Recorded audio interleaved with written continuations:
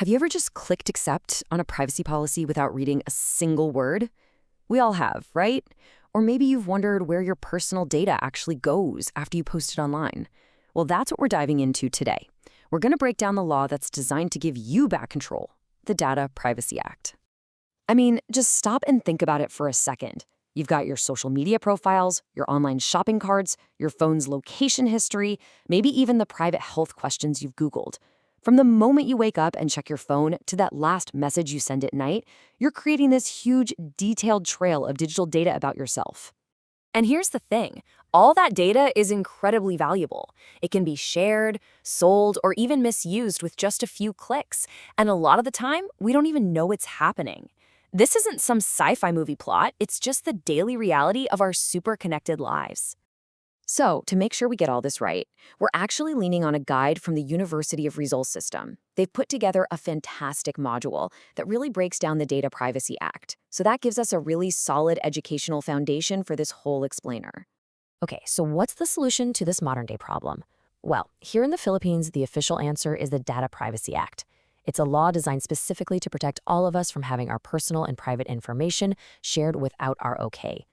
Now, what's really interesting here is the law's double mission. It's not just about locking everything down and throwing away the key. It's actually trying to strike this really delicate balance, protecting our fundamental right to privacy while also making sure information can flow freely enough to help things like innovation and the economy grow. It's kind of like a tightrope walk between security and progress. So, we know the law protects our information, but what does that actually mean? The Act is super specific about this, and it breaks it down into two main categories. First up, you've got personal information. The easiest way to think about this is any piece of data that can point directly to you as an individual.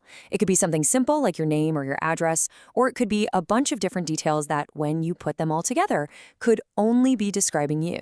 And then there's the next level, sensitive personal information. This is the stuff that's considered extra private. We're talking about your race, your health records, your education, your religious or political beliefs, and any of those unique government-issued numbers. As you can imagine, this category gets the absolute highest level of protection. And here is the single most important difference. Think of it like this. Regular personal info is like a public phone book, but sensitive personal info is like a sealed medical record. Companies can collect and use your regular personal info as long as they follow the rules. But that sensitive info, processing it is basically forbidden, unless there are very specific, legally defined exceptions. Okay, so now we know what kind of data is protected. Let's shift gears and talk about who this law really empowers.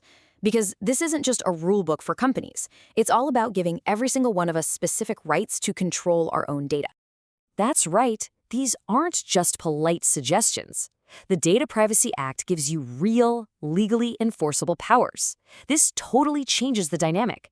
You go from being a passive subject to being an active owner of your own digital identity. So what are these powers?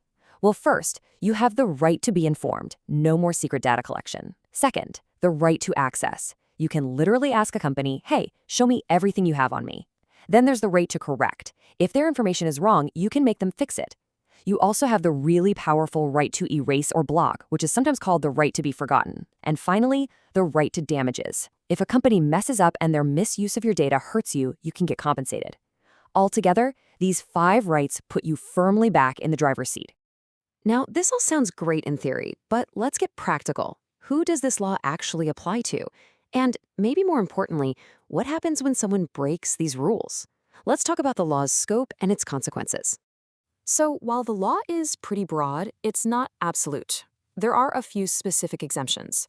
For instance, it makes space for things like journalism and scientific research. It also doesn't apply to banks when they have to follow anti-money laundering laws. These exceptions are there to make sure the law doesn't get in the way of other important functions in society. But for every single person and organization that is covered by the Act, let's be clear, this is not just a set of friendly guidelines. This law has real authority, and it comes with very real consequences for anyone who ignores it. And when we say consequences, we mean serious ones. Violating the Data Privacy Act can lead to not only huge fines, but also prison time. That really underscores just how important the government considers the protection of your personal data. So, knowing all this is the first step.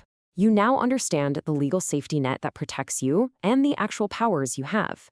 The real question now is, in a world that always wants your data, how are you going to use this knowledge to protect yourself?